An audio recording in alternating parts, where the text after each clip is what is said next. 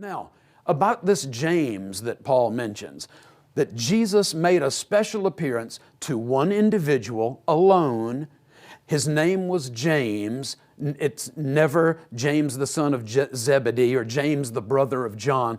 That James is always identified by some sort of a family connection, family relationship. This is a different James. He's not. None of his family connections are given after his name, and this refers in the New Testament only to one James, and that is James, the half-brother of Jesus.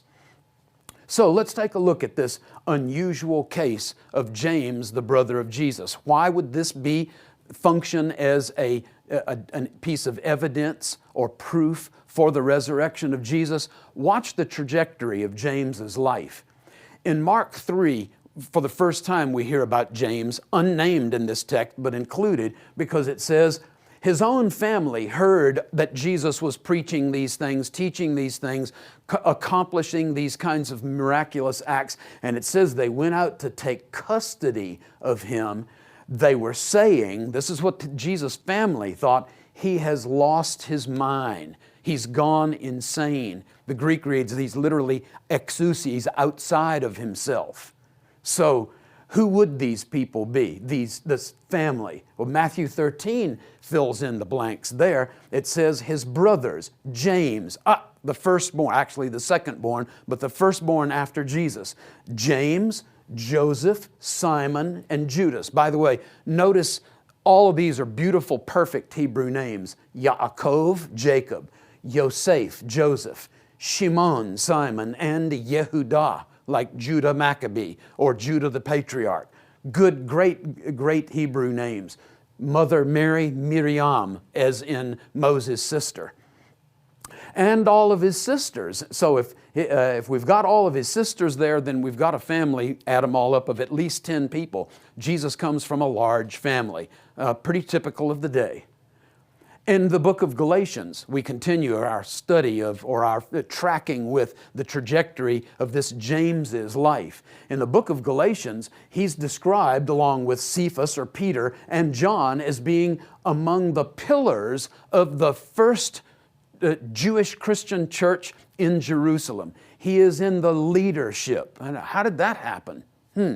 He goes from thinking Jesus is crazy to being among the leadership. Then in Acts 15, we see James functioning. Listen to me, he says, when the whole church is gathered together. And it is my judgment. In other words, James has become not one of, but he has become the leader of the Jerusalem church after Jesus' ascension into heaven. Not only that, but James even contributes a book to the New Testament. The book of James is one of our 27 New Testament books. And then we get our old friend Josephus again. Who is he?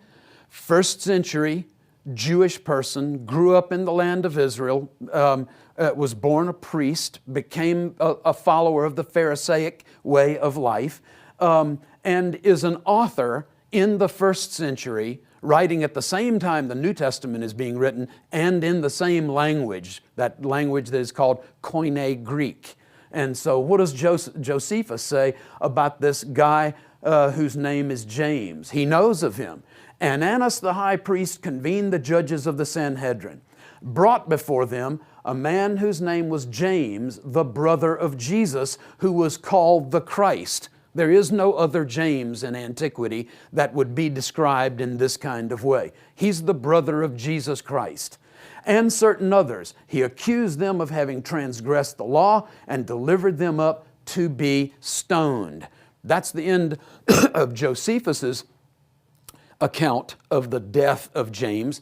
But the early second century Christian author, historian, whose name was Hegesippus, goes further, fills in more of the blanks.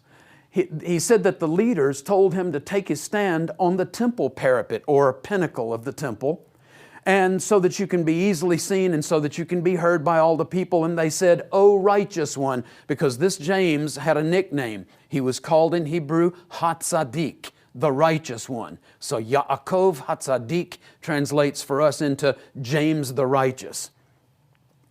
whose word we are all obliged to accept because people respect you, they're going astray after this Jesus who was crucified. So tell us what is meant by the door of Jesus. They're asking him to denounce Jesus as being one who led the people astray and to basically denounce any belief that Jesus is the way to the Father. The door. Jesus says, I am the door of the sheepfold. Any who come by a way other than me, they're thieves and robbers. We're hearing in the Gospel of John. So he replied, why are you questioning me about that Son of Man? See, Jesus had been glorified at this point. He's coming with great power, like we hear in Daniel chapter 7.